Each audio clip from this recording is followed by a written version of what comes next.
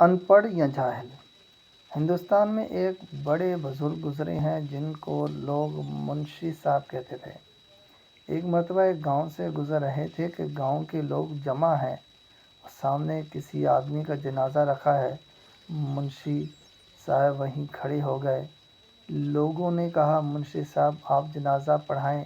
منشی صاحب نے کہا، میں نہیں پڑھاتا۔ گھر سے پیغام آیا کہ منشی صاحب ہی پڑھائیں گے۔ لوگوں نے اس آدمی کی بیوی سے پوچھا کہ منشی صاحب کا نام تم نے کیوں لیا؟ تو اس نے کہا، یہ آدمی جو فوت ہوا ہے، اس نے فوت ہونے سے پہلے کہا تھا کہ میرا جنازہ منشی صاحب پڑھائیں۔ لوگوں نے کہا، آج اتفاق سے آئے ہوئے ہیں؟ تو انہوں نے کہا کہ ہماری بات پوری ہو گئی۔ منشی صاحب نے جنازہ پڑھایا، اپنے ہاتھوں سے اس میت کو قبر میں اتارا، دفن کیا اور چلے گئے۔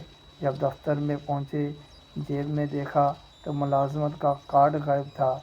خیال آیا کہ جب میں نے اس بزرگ کو قبر میں اتارا تو وہ کارڈ بھی قبر میں گر گیا۔ ملازمت کا مسئلہ تھا۔ اسی وقت واپس آئے، گاؤں کے لوگوں کو جمع کیا اور کہا، میں انہیں ابھی ابھی دفن کیا ہے، میری ملازمت کا مسئلہ ہے، تھوڑا سا مٹی کو ہٹاؤ تاکہ میں اپنا کارڈ اٹھا لوں۔ سب لوگ جمع ہو گئے۔ انہوں نے کہا کہ منشی صاحب بڑے اللہ والے ہیں، کوئی بات نہیں۔ مٹی کو ہٹایا۔